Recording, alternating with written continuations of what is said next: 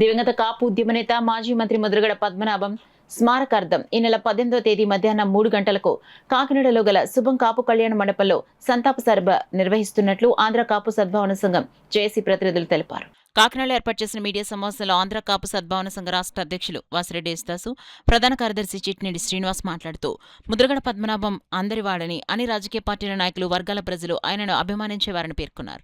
అందుకే కుల మతాలకు రాజకీయాలకు అతీతంగా ఈ సభను సంయుక్తంగా నిర్వహిస్తున్నట్లు వెల్లడించారు. ఈ వేదికపై ఎవరూ తమ వ్యక్తిగత రాజకీయ అభిప్రాయాలను మాట్లాడకూడదని, కేవలం ముద్రగడకు నివాళులర్పించేందుకే కార్యక్రమాన్ని పరిమితం చేయాలని స్పష్టం చేశారు.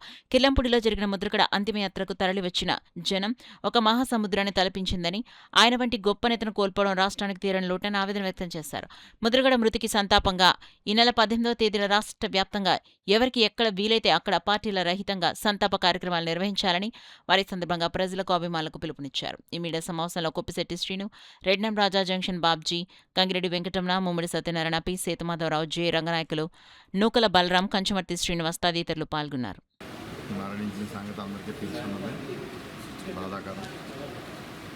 సంతాప సభ 18వ తారీఖు మధ్యాహ్నం 3 గంటలకి ఆంధ్ర శుభం కాపు కళ్యాణ మండపంలో పెట్టాలని ఆంధ్ర కాపు సద్భావన సంఘం, కాపు జేఏసీ కూడా నిర్ణయం తీసుకుంది. అదేవిధంగా రాష్ట్ర వ్యాప్తంగా చిత్తూరు నుంచి శ్రీకాకుళం దాకా ఎవరైతే కాపు సంఘాలు పద్మనాభం గారితో పనిచేశారో వాళ్ళందరినీ కూడా పార్టీలకు అతీతంగా, కులాలకు అతీతంగా, ప్రాంతాలకు అతీతంగా, మతాలకు అతీతంగా కూడా పద్మనాభం గారికి నివాళులు అర్పించాలని కోరటం జరుగుతుందని చెప్పి సందర్భంగా తెలియజేస్తూ 18వ తారీఖు శనివారం నాడు ఇక్కడ కార్యక్రమం జరుగుతుంది. తప్పకుండా అందరూ వచ్చి, ఇదే మా పిలుపు, అందరూ వచ్చి కార్యక్రమంలో పాల్గొవాలని చెప్పి సందర్భంగా తెలియజేస్తూ ఉన్నాం. అయినా ఓ ప్రాంతానికో, ఒక పార్టీకో, ఓ కులానికో, మతానికో కాదు, అందరూ వాడిగా నిన్న కార్యక్రమం జరిగింది కనుక అందరూ రావాలని కోరుతున్నాం.